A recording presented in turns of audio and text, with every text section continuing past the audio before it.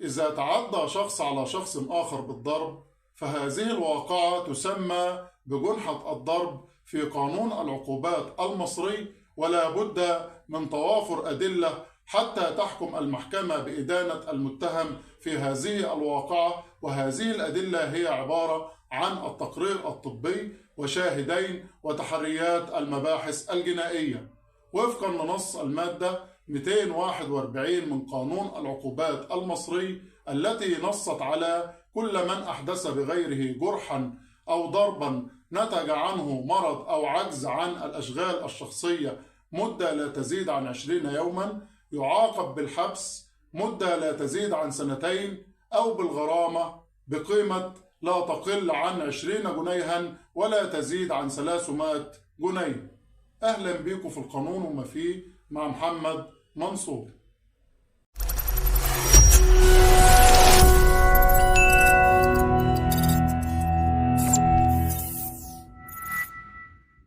جنحة وجريمة الضرب هي أن يتعدى شخص على شخص آخر بالضرب سواء تسبب له في جرح أم لا، وتعد جريمة وجنحة الضرب من الجنح البسيطة مقارنة بغيرها طالما أن المجني عليه عجز عن أشغاله الشخصية وظل يعالج نفسه مدة علاج لا تزيد عن 20 يوما. أما إذا زادت مدة العلاج عن 20 يوما وظل وعجز الشخص عن أشغاله الشخصية مدة تزيد عن 20 يوما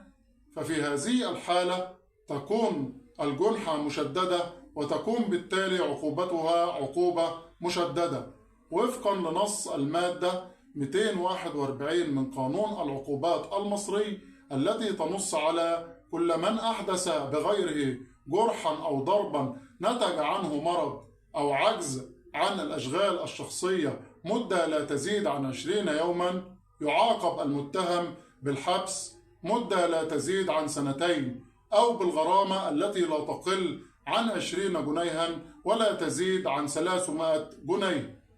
وإذا صدر الجرح أو الضرب عن سبق إصرار وترصد أو باستعمال سكينة أو عصا أو أدوات أخرى يعاقب المتهم بالحبس،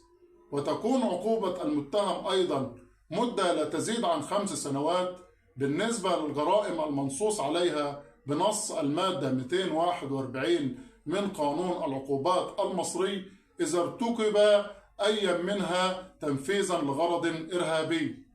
وبالتالي تكون واقعة الضرب محققة إذا توفر نص المادة 241 من قانون العقوبات المصري وإذا توافر عليها الدليل، وبالتالي تحكم المحكمة بإدانة المتهم. وبالتالي الدليل يكون إما توافر شهادة شاهدين رؤية لواقعة الضرب أو توافر تحريات مباحث جنائية أو توافر تقرير طبي من المستشفى.